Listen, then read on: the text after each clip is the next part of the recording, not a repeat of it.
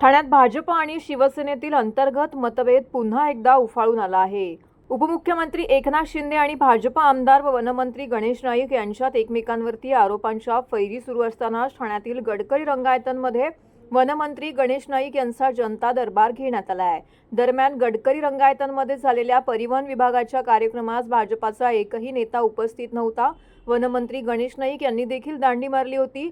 आता त्याच गडकरी रंगायतांमध्ये गणेश नाईक यांचा आज जनता दरबार भरवण्यात आला होता। तर कथित टीडीआर घोटाळ्यावरून वनमंत्री गणेश नाईक आणि उपमुख्यमंत्री एकनाथ शिंदे यांच्यात जोरदार राजकीय वाद पेटला आहे। महायुतीच्या सरकारमध्ये एकत्र असतानाही नवी मुंबई आणि ठाण्यातील विकास धोरणांवरून हे दोन्ही नेते आमने सामने आले आहेत। वनमंत्री गणेश नाईक यांनी या प्रकरणी बोलताना म्हटलं, हायकोर्टाने ऑर्डर दिली की तुम्ही टीडीआर द्या, त्यावेळी आयुक्तांनी काही भूमिका मांडली नाही। त्यानंतर तोच विषय सुप्रीम कोर्टात गेला। तो भाग SGNP चा होता। त्यात पार्कचे इको सेन्सिटिव्ह झोनमध्ये टीडीआर दिला जात नाही अशी माझी माहिती आहे। 2700 नाही तर 4000 कोटींचा टीडीआर आहे। ज्या जागेचा वापरच होणार नाही अशा जागेसाठी ठाण्याच्या जनतेने का भार सहन करावा? ठाण्यातले लोक सुप्रीम कोर्टात जाणार, नवी मुंबईतील एक संस्था देखील जाणार आहे। जनता जागृत आहे, आपल्याला पाहिजे म्हणून काही करता येणार नाही। याचे करते करविते कोण आहेत हे मला माहीत नाही असं नाईकांनी म्हटलं आहे। यावेळी SGNP संचालिका अनिता पाटील यांना फोन करण्यात आला।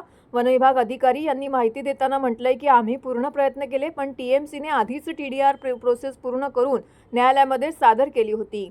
त्यानंतर गणेश नाईक म्हणाले, त्यामध्ये नक्कीच स्टे देण्यात उशीर झालाय, पण बैल गेला आणि झोपा केला असा विषय झालेला आहे। डेटा सेंटरला मोठ्या प्रमाणामध्ये वीज पाणी लागते, नॉईज पोल्युशन तिथे होते। डेटा सेंटर हवे PM यांनी सांगितले आहे, पण या सेंटरला माझा वैयक्तिक विरोध आहे असंही ते पुढे म्हणाले। त्या कार्यक्रमाच्या गैरहजेरीवरती बोलताना गणेश नाईक यांनी म्हटलंय की कोणता कार्यक्रम झाला? माझे OSD माझे PA इथे बसलेले आहेत, त्यांना विचारा मला निमंत्रण होते का? मला निमंत्रण नव्हते, पण मला त्याचे काही नाही वाटलं। मान देऊन जर कोणी बोलवलं तर आम्ही जातो, तरी काही नाराज होत नाही अशी प्रतिक्रिया देखील त्यांनी दिली आहे।